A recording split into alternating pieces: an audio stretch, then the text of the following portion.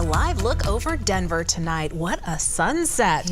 A nice break from the snowstorms continuing today, but of course, we know what season it is. Snow and more changes on the way. All right, meteorologist Danielle Grant, what's our complete forecast? Well, did you guys get through the last one? We made it through. We made it through. It was a crazy one and a very snowy and cold weekend, at least the start of it. 20 inches officially out at DIA. Keep in mind that typically by the end of November, we should have a little over a foot, so we are actually above average, a wonderful place to be. Across DIA, looking off to the Front Range, you can just see the beautiful evening glow out there. Still looks a little wintry with that blanket of snowfall that is still stuck on the ground. And because of that, it's tough to warm up around here. We only touched 46 out at DIA. You'll notice also areas that did see a bit more snowfall: Akron, Lyman, Burlington in the 40s this afternoon, 39 in La Junta, whereas we did not see as much snowfall in northern Colorado.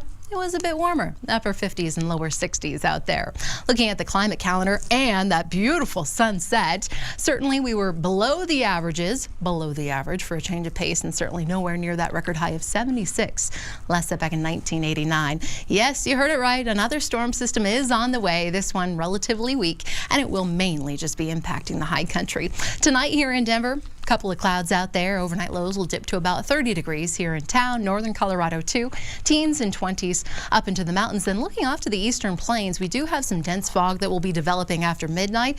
It's going to continue until 8 o'clock tomorrow. So if you're driving I-76, I-70, and just look for a slow start to your Tuesday morning with about a quarter mile or less visibility. We'll put the futurecast in motion, and you'll notice by about 7 a.m. there's the fog right there. I-82 getting in on the action. So if you have an early morning drive, even around the South Platte River Valley, you folks might see a little too.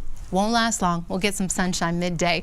Drier conditions by about 2, 3 o'clock for eastern Colorado, but here comes that next storm already barreling into the mountains. We will be watching that cold front pushing through prime time, 5, 6 o'clock in the evening.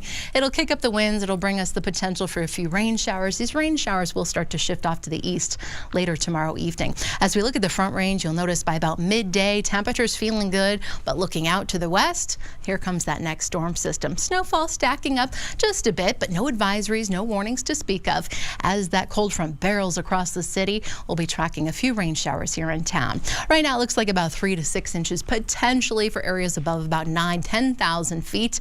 And again, it's going to be a fast mover. It rolls in, it rolls right on out. For much of the day, it should be nice and dry here in Denver. We'll just be watching the clouds increase with possibly a few rain showers in the later afternoon, 30s and 40s for highs up in the mountains and through the foothills. Looking at the extended forecast, a brief dip on Wednesday, but the 60s are back by the end of the work week with our next chance for rain and snow early next week.